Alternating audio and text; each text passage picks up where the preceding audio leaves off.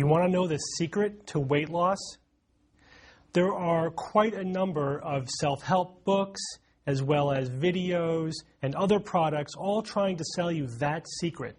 How many times have you heard the claim, lose weight without diet and exercise? Even sensible weight loss advice sometimes is based upon questionable information. So what's the truth about health maintenance and healthy eating?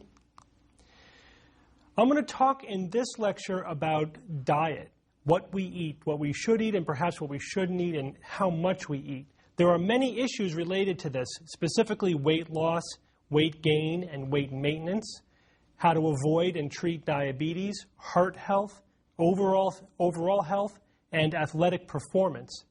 But I'm going to start by talking about weight control. Now, I'm going to be referring to calories a lot in this lecture. I wanted to give just a quick background on what that word actually means. A calorie is a measure of energy. In fact, the term is used by physicists to refer to a specific and very small unit of energy, and that's a calorie with a small c. Now, when we talk about food calories, that's calories with a big C, that's actually 1,000 small c calories, or a kilocalorie.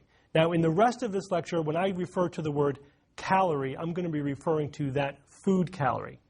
There are 3,500 calories in 1 pound of body weight. Sources of calories in our diet include carbohydrates, like sugars and starches, which have 4 calories per gram, proteins, like meat and nuts, which also have 4 calories per gram, lipids, fats and oils, which have 9 calories per gram, and alcohol, which has 7 calories per gram. And that's it. Those are the only things in our diet that actually contain calories. How many calories does an average person need on an average day? Well, that depends on a number of variables, specifically height and weight, as well as age and level of activity. An average man, for example, needs to eat about 2,500 calories per day in order to balance their energy expenditures. An average woman needs to eat around 2,000 calories per day. Of course, an athletic person, somebody with a very high degree of activity or above average in size, may need to eat as many as 3,000 calories in an average day. We need to talk a little bit about basal metabolic rate. That is the calories out end of the equation. That's how many calories we burn going about our business. This is calculated based upon our height, weight, and age. The basal metabolic rate increases with increasing height and weight, and it decreases with age. You also have to adjust the basal metabolic rate for activity level. Somebody who is sedentary isn't going to burn as many calories as somebody who is highly active. You put all of those factors together, and you can roughly calculate how many calories are burned by a person each day. Let's turn to weight management, an issue that many people are concerned with.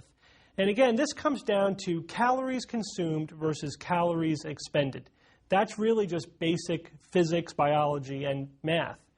Overeating by as little as 50 calories per day can result in as much as 5 pounds gained per year.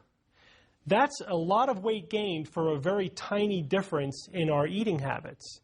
So it's very difficult to keep track of your caloric intake down to just a few crackers or a slice of bread. It's no wonder that people are able to maintain their weight over a long period of time.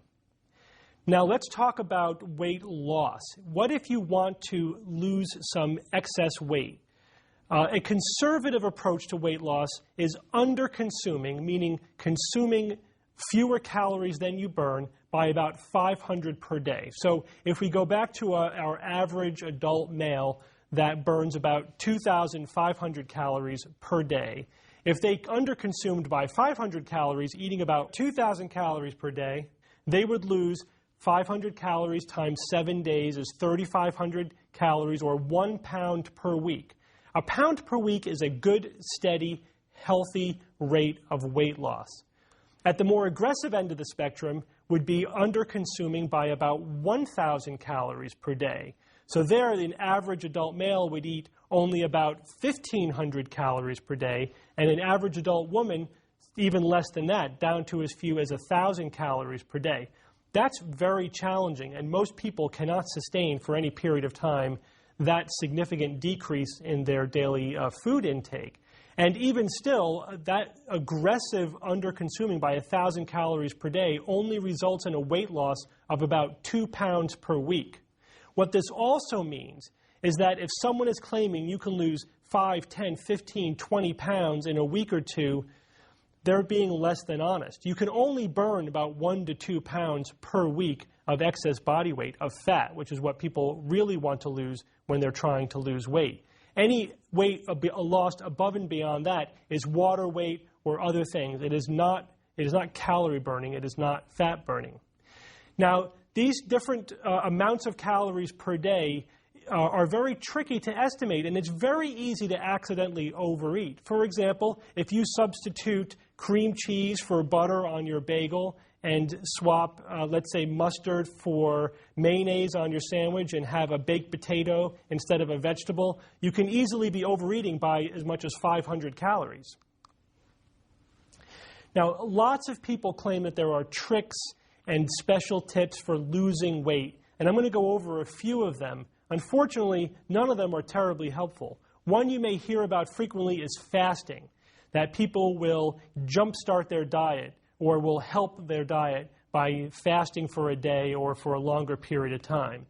Well, there's really no evidence for any long-term or significant benefit from fasting. It really shouldn't be part of a weight control or weight management program. Slow and steady over the long haul is the approach that works. So fasting is not recommended. In fact, fasting may cause your body to try to conserve calories, to lower its metabolic rate because it thinks it's starving, because it is. What about late night eating? A lot of people give the advice that you shouldn't eat late at night if you're trying to lose weight because those calories turn directly into fat. Now, this has been studied multiple different ways in both animals and in humans, and it turns out it really doesn't matter when you consume your calories, whether you consume them right before you exercise or right before you go to bed. The net calories will still be stored if you have excess calories, and you'll burn with the calories that you need. So it still comes down to calories in versus calories out. It just doesn't matter when you eat them.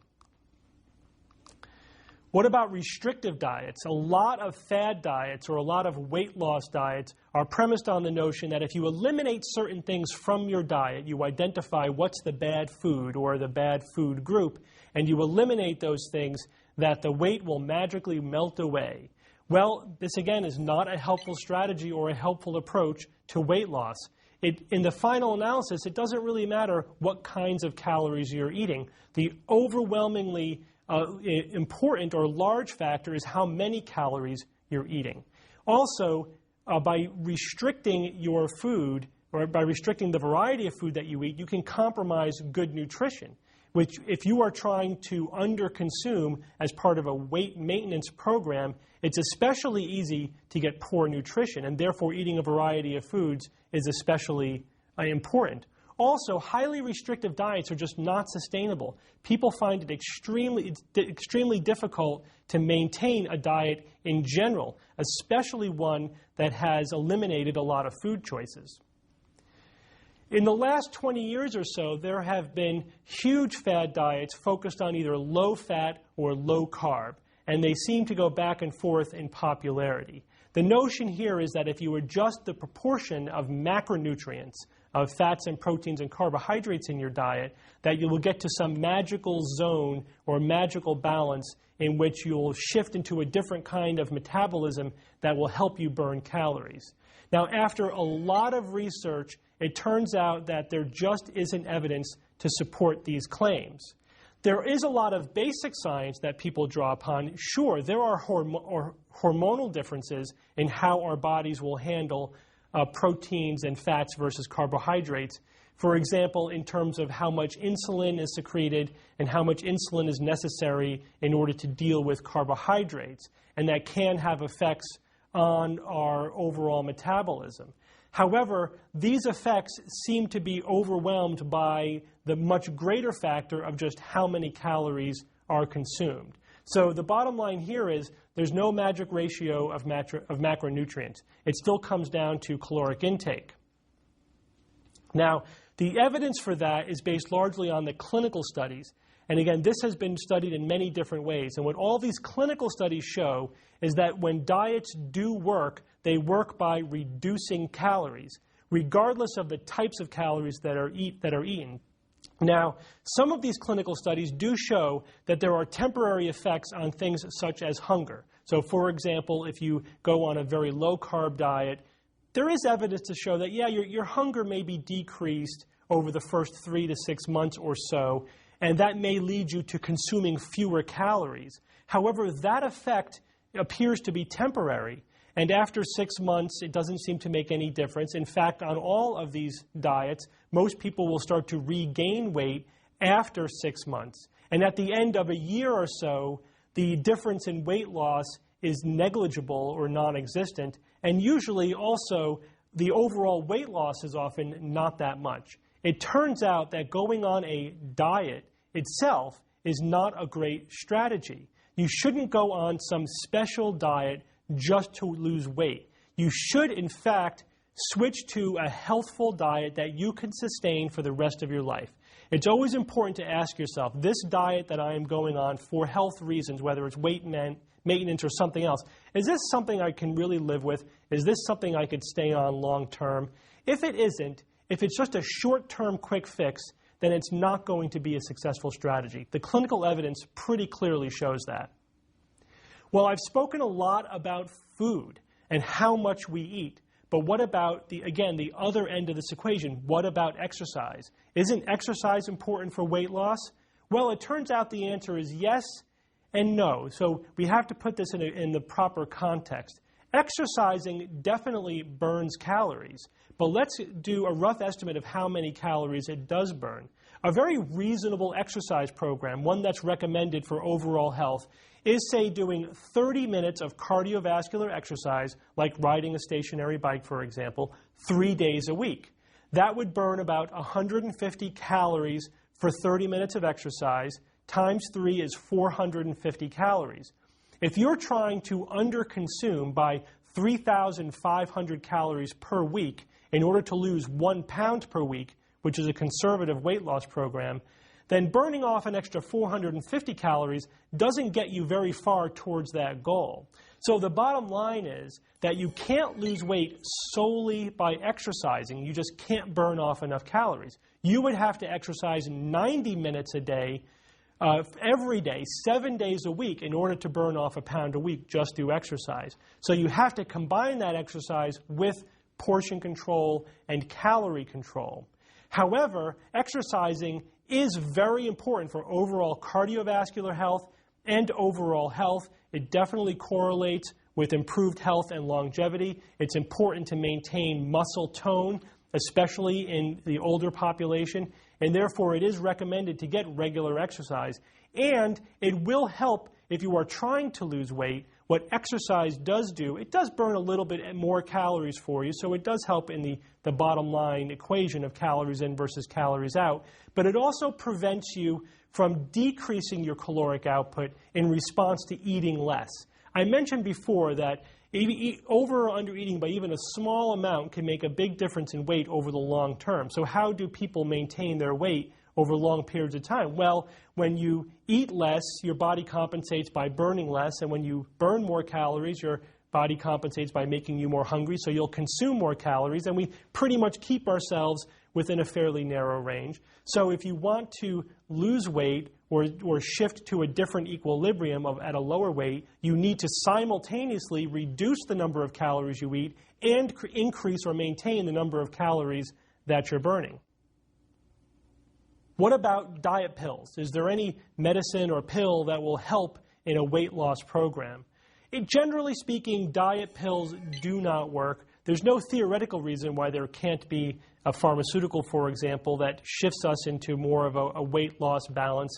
But nothing has been proven to be both safe and effective, and there's nothing currently available that's really a proven weight loss aid. But that doesn't stop there from being many products on the market, herbal and otherwise, that are promoted as weight loss pills that will melt away the fat without diet and exercise. I certainly wouldn't believe any of those claims. Now, some diet pills do have an effect, And their effect derives from the fact that they have stimulants in them, whether or not they're clear about that up front or on the label.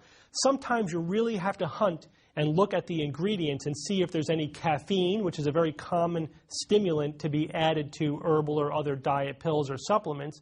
But there's also other types of stimulants that you may not recognize, chemical names that are either caffeine derivatives or metabolites or other stimulants. So you really have to be careful and identify all of the chemicals that are in any kind of herbal supplements. So to summarize what we've gone through on weight maintenance before I go on to other topics, there are many tricks that are promoted but simply do not work. The bottom line is there's no quick fix. What does work? Well, there are lots of very common sense and healthy habits that you can engage in that will help you attain and maintain a healthful weight. For example, sustainable eating habits. Don't go on a diet. Simply engage in more healthful eating habits with lots of vegetables, for example, and try to avoid very calorie-dense food. In addition, you need to do some type of method of estimating how many calories you eat. As I mentioned, overeating by a slice of bread a day can make you gain 5 pounds a year. And you don't want to get involved in some kind of elaborate scheme that you're not going to be able to really maintain long term, like counting every single calorie. So it's better to use something that is simple and easy that you can do every day for the rest of your life that will help you estimate and keep general track of how many calories you're eating. This includes just writing down what you eat. If you do that, just record what you eat, that helps people lose an additional 10% or 20% or so of weight when they're trying to lose weight. In addition, it may be helpful to use some meal replacement products. For example, if you eat a breakfast bar that you know has exactly 160 calories, well then you'll know exactly how many calories you're getting for breakfast, and that will really help you estimate your total daily caloric intake. And continue routine daily exercise. It's good to walk when you can, do some actual aerobic exercise at least 3 days a week. If you do all of those simple things, it can help you maintain your weight long term. But weight maintenance is not the only reason to have a healthful diet. There are other health reasons that you should be concerned about what and how much food you eat. For example, diabetes and glucose control. Now, we're interested in what we call glycemic index, the glycemic index of food, which is essentially a measure of how quickly a carbohydrate is broken down and turned into glucose in the blood. This relates to how much insulin you need to release in order to handle that glucose, to get it to go into cells and to metabolize it, to store it, and to use it, for example. High glycemic index foods are rapidly metabolized into glucose, while lower glycemic index foods are metabolized more slowly. High glycemic foods are therefore a higher risk of both increasing your risk of developing diabetes, and for people who are already diabetic, as they should know, they should avoid high glycemic index foods because they don't have the insulin or they're resistant to insulin and they can't handle the rapid increase in blood glucose. So what are the high versus low glycemic index foods?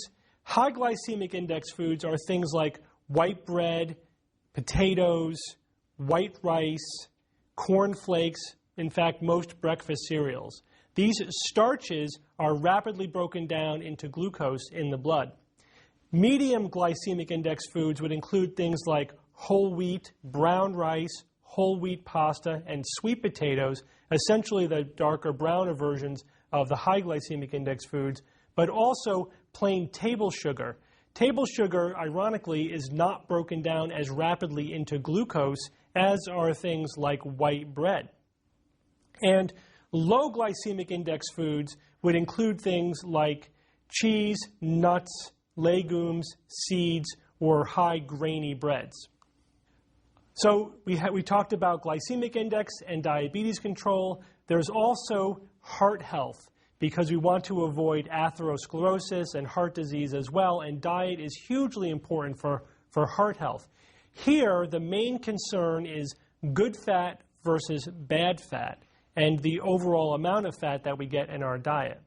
Good fats, so-called good fats, are monounsaturated and polyunsaturated fats. The saturated refers to how many hydrogen atoms are on the carbon backbone of the fats. If they're saturated, that means there's a hydrogen atom everywhere there can be. If it's mono or polyunsaturated, some of those hydrogen atoms have been replaced by double bonds. These are the good fats, such mono and polyunsaturated fats, and they're good because they increase what we call HDL, or high-density lipoproteins in the blood. HDLs are helpful because they actually transport cholesterol from blood vessels to the liver where they can be metabolized. So-called bad fats are saturated, and these contribute to increases in low-density lipoprotein, or LDL. And LDLs transport fats to the blood vessel's walls, so they actually deposit cholesterol on your arteries, and they contribute to atherosclerosis. Generally speaking, vegetable and fish sources of fat tend to be good, tend to have a lot of HDL or increase your HDL, while animal sources of fat tend to be bad and increase your LDL. More important than the absolute amount of either one of these that you have is the ratio between the two. Generally, for heart health and to avoid atherosclerosis, you want to have a high ratio of HDL to LDL. There's also another type of fat called trans fats. This also refers to the structure of this carbon backbone that we talk about for fat molecules. Trans fats are considered to be very bad, and they should be absolutely minimized in the diet. They're bad because they both increase your LDL, the bad type of cholesterol, and they lower your HDL, the good type of cholesterol. They refer specifically to unsaturated fats where the carbon chains are on opposite sides of that double bond that I spoke about, keeping the molecule straight. The opposite of trans is cis, CIS, which refers to chains that are on the same side of the double bond, which puts a little bit of a kink in the chain. So trans fats are bad, cis fats are better. What about cholesterol? Should you limit cholesterol in your diet? If you remember back in the 1980s, having a low cholesterol diet was all the rage. But as we investigated this further, that turned into just another dieting myth. It turns out that the amount of cholesterol that you eat in your food doesn't contribute significantly to the amount of cholesterol in your blood. Again, it's the ratio of HDL to LDL that's important, not so much the cholesterol that you directly eat. What about overall health? We talked about diabetes and heart health, but what about for overall health? There is actually some evidence linking certain kinds of foods to either an increase or a decreased risk of certain types of cancer, specifically colon cancer, for example. Now, the evidence here is actually somewhat mixed and somewhat conflicting, so depending on which evidence you emphasize, you can decide that there isn't much of an overall effect here, or there might be a moderate effect in terms of what kinds of foods you should eat. But we can boil down this complexity to a couple of simple rules. One is that it's clearly beneficial to regularly eat vegetables. Again, this is the signal that consistently keeps peeking up out of the noise of all this complicated clinical research that we do on food and health. So remember to eat several servings of vegetables every day. You should also avoid certain kinds of foods, specifically charred meats and highly processed or cured meats like bacon or cured ham. And again, a varied diet, all things considered, is the best. So how do we summarize everything that we discussed in this lecture today? For weight maintenance, the overriding philosophy is to keep it simple. Now, weight maintenance is by no means easy, but it can be simple. And that means exercise portion control, try to avoid high-calorie or high-calorie-dense foods, have some way of estimating how many calories you eat. In addition, you can weigh yourself on a regular basis. The scale is the ultimate arbiter of your calorie balance. You shouldn't weigh yourself any more than once per week, because then you're just going to see frequent fluctuations that really don't mean anything, fluctuations in things like water weight.